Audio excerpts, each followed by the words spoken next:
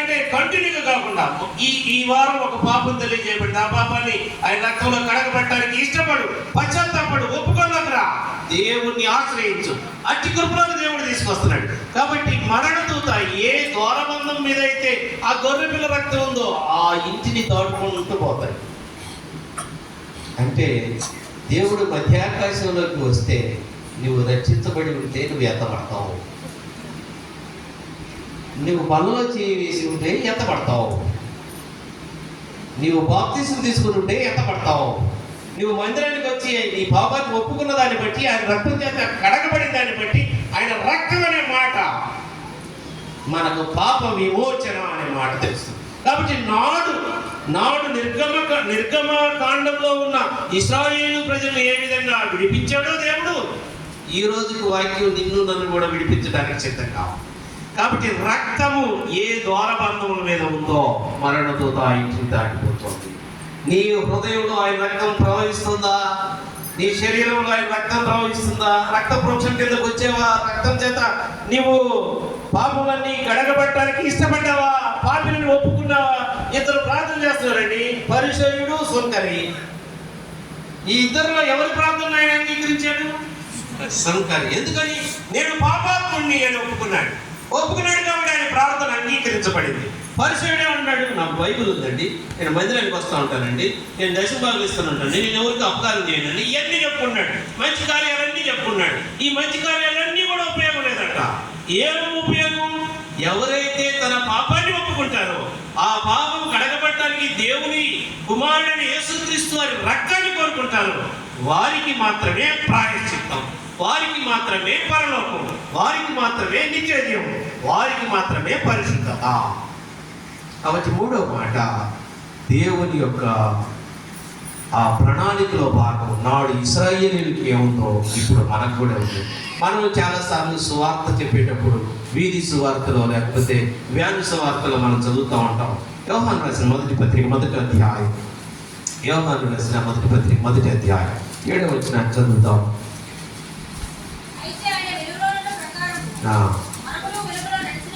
మనకు కూడా వెలుగులో నడిచిన ఎడలా అన్యోన్య సహవాసం గలవారమైందము. అప్పుడు ఆయన కుమారుడైన యేసు రక్తము ప్రతి పాపం నుండి విడుదల కలుగజేస్తుంది కదండి. అంటే ఆ రోజు ఏ ఇంటి ద్వారబంధం మీద ఆ గొర్రెపిల్ల రక్తం ఉందో ఆ రోజు అని పెట్టాడు. ఈ రోజు ఎవరు విడవబడతారు, ఎవరు ఎత్తబడతారు, ఎవరు ఆజ్ఞకి వెళ్ళగలరు, ఎవరు ఆకర్షించబడతారు, ఎవరు మధ్యాకాశానికి వెళ్ళగలరు, ఎవరు ఆ సాక్షి సమూహంతో కలవగలరు, ఎవరు ప్రభువుని చూడగలుగుతారు, ఎవరు ప్రభు దగ్గరికి వెళ్ళగలుగుతారు, ఎవరు పరలోకానికి వెళ్ళగలుగుతారు అనే ప్రశ్నకు సమాధానం ఎట్లా కనబడతాం? ఎవరైతే యేసు క్రీస్తు అనే తండ్రి అయిన దేవుడు కుమారుని యొక్క రక్తము చేత కడగబడతారో, ప్రతి పాపం నుంచి విడుదల చేయబడిన వారు ఆయన మధ్యాకాశంలో వచ్చినప్పుడు ఎత్తబడే సంఘంలో ఉంటారు, లేదా విడవబడి శ్రమల దినాల్లో నీవు మిగిలిపోతావు. అట్టి దుర్దశ, అట్టి శోధన, అట్టి శ్రమ ఉండకూడదని ఈ మధ్యలోకి ఆయన శరీరం, ఆయన రక్తం తేబడింది. కాబట్టి ఇది మన జీవితాలకు మూడవ మాట. మొదటిదేమో దిగి వచ్చాడు, రెండోదేమో మధ్యవర్తిగా ఉన్నాడు, మూడోదేమో రక్తం కాచాడు. ఈ రక్తం కాచినప్పుడు ఎలా ఉన్నాడు ఆయన? శిలువ మీద చాచిన చేతులు, ఆ చేతులంట సరిగ్గా దేవుని లాగి వచ్చారంట. నాటి సైనికులు, రోమా సైనికులు లాగి శిలువ వచ్చారంట. బలమైన సైనికులు, అప్పటికే బలహీనమవుతున్న శరీరం, యేసు ప్రభు వారి యొక్క ఆ చేతులు గోడలు లాగి బలంగా వచ్చారు, మళ్ళీ జారిపోతాడేమో అన్నట్టుగా. అంటే ఇప్పుడు నిర్గమకాండంలో చదువుతాం. నిర్గమకాండం 6వ అధ్యాయం 6వ వచనాన్ని చదువుతాం. నిర్గమకాండం ఇలాగ చెప్పుము, నేనే యెహోవాను, బరువుల క్రింద నుండి నిన్ను వెలుపలకు రప్పించి వారి దాసత్వం నుండి మిమ్మల్ని విడిపించి నా బాహు చాపి అంటున్నాడు. చూడండి 4వ మాట, అయ్యా నా కోసం నీ రెక్కలు చాచి శిలువ మాను మీదకు నువ్వు అప్పగించుకున్నావు. నీ బాహువులు నన్ను రక్షించినాయి. నీవు శిలువ మాను మీదకి నీ బాహువులు అప్పగించుకోకపోతే, నీ హస్తాలు కనుక లేకపోతే నేనేమవ్వాలి? నరకం, పాతాళం. బాహువులు, అదిగో ఐగుప్తు చెర అనే బాహువులు బలమైన బరువుల కింద వాళ్ళు పనిచేస్తా ఉన్నారు. ఎక్కడ చూసిన సైన్యాధికారు లేకపోతే శతాధిపతి ఎవరో ఒకరు ఉంటారు. వాళ్ళందరూ ఈ ఇశ్రాయేలు సైనికుల్ని రకరకాల హింసలు పెడతా ఉంటే, బరువులు మోపిస్తా ఉంటే, ఆ బరువులు మోపించే ఆకాశంతో గాడి కింద ఆ ఐగుప్తు చెరలో నుంచి దేవుడు వారిని బయటికి తీసుకొచ్చినట్టు నిన్ను పాపము, అపరాధము, దోషం అని ఆ భారం నుంచి విడిపించడం కోసం ఆయన బాహువులు చాచి శిలువ మీదకు అప్పగించుకున్నాడు. కాబట్టి 4వ మాట, ఆయన బాహువులు. ఆ రోజు దేవుడు, తండ్రి అని దేవుడు, నా బాహువుల మీద నేను ఎక్కించుకున్నాను. ఆ బరువైన ఆ భారం కింద నుంచి, ఆ ఇశ్రాయేలీయులను బాధ పెట్టే ఫరో సైనికులు పెట్టే బాధ నుంచి, ఆ కాడి నుంచి విడిపించాడు. ఈ రోజు నిన్ను పాపము, దోషము, అపరాధం, ఈ మాటలన్నీ మనకి పెద్ద ప్రవక్తల పెద్ద ప్రవక్త అయిన యెషయా గ్రంథంలో ఒక మాట చదివి మనం ముందుకు వెళ్దాం. యెషయా గ్రంథం 51వ అధ్యాయం. యెషయా గ్రంథం 51వ అధ్యాయం 5వ వచనాన్ని చదువుదాం.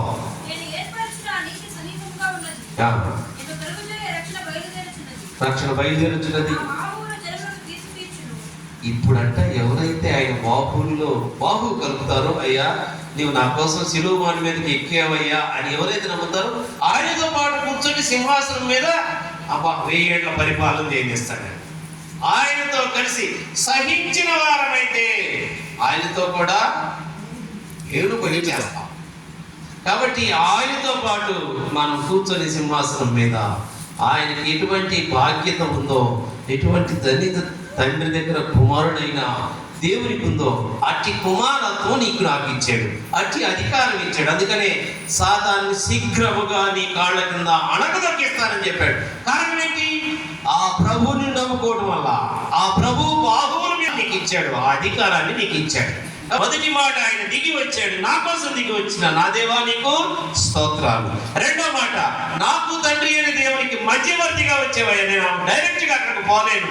కాబట్టి నేనే మార్గము, సత్యము, జీవం అని చెప్పిన యేసు ప్రభు వారు నాకు మధ్యవర్తిగా ఉన్నాడు. ఓ దేవా నీకు స్తోత్రాలు. అంతేకాదు, ఆయన వచ్చి ఊరికొండలేదు, నా కోసం శిలువ మీద రక్తం కార్చాడు. ఎట్ట కార్చాడు?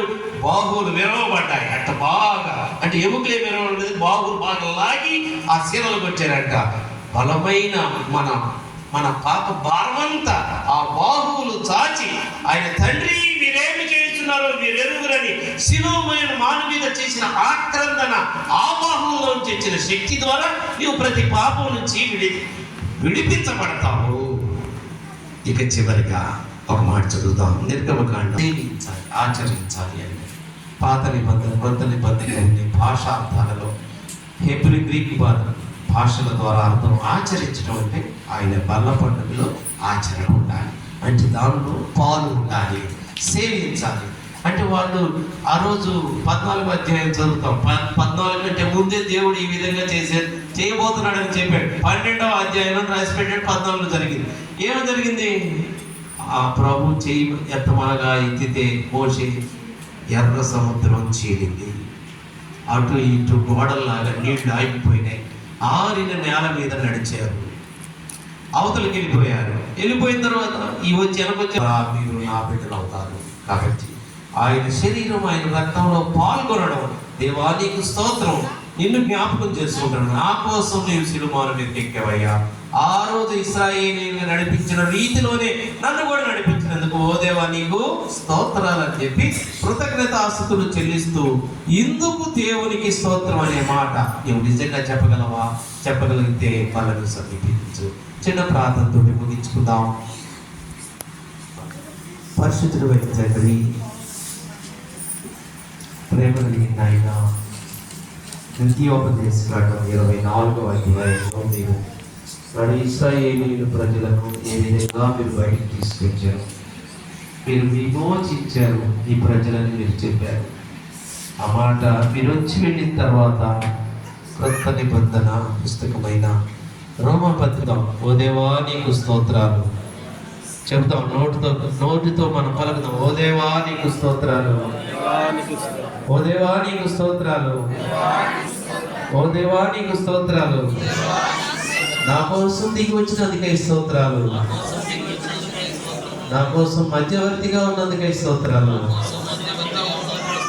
నా కోసం రక్తం కాచినందుకే స్తోత్రాలు. నా కోసం బాహువులు చాచినందుకే స్తోత్రాలు. నీ శరీరం రక్తం ఇచ్చినందుకే స్తోత్రాలు. ఓ దేవా, నన్ను దీవించు. నీవిచ్చే పరిశుద్ధతను అనుగ్రహించు. ఐక్యముగా మరి అందరూ కలిసి ఈ ప్రార్థనలో ఎక్కిపిద్దాం. ప్రేమ కలిగిన తండ్రి, కృప కలిగిన ఆయన స్తోత్రాలు దేవా. మీరు మా కొరకు దిగి వచ్చారని, మీరు రక్తం కాల్చారని, మీ బాహువులు చాచారని, మీరు మధ్యవర్తిగా ఉన్నారని, మీ రక్తం మీ శరీరంలో మేము ప్రభావ సేవించడానికి పాల్గొనడానికి మేము ప్రభావ మరి ముందుకు సాగుతూ ఉండగా మీ కృపను అనుగ్రహిస్తున్నండి. మీ ఆత్మ సంచారం మధ్యలో జరిగించి మీ మాటను మాకు అనుగ్రహించినందుకే మరొకసారి స్తోత్రములు చెల్లించుకుంటూ ప్రభావ మరి ఐక్యత కలిగి ప్రభావ మరి కానాను బ్యాప్టిస్ట్ మందిరంలో సహవాసం అనే ఐక్యతలో ఈ బల్ల చుట్టూ చేరిన ప్రతి ఒక్క బిడ్డను మీరు జ్ఞాపకం చేసుకొని ఆయా నాటి దాసత్వం నుంచి ఇశ్రాయేలీయులు ఏ విధంగా విమోచించబడ్డారో పాపం అపరాధముల దాసత్వం నుంచి మమ్మలను ప్రభావ మరి విమోచించడానికి స్తోత్రములు చెల్లించుకుంటూ ముందున్న సమయాన్ని మీ చేతులకు అప్పగించుకుంటూ యేసుక్రీస్తు వారి దివ్య నామములో స్తుతించి ప్రార్థించి వేడుకొంచున్నాము తండ్రి. ఆమేన్.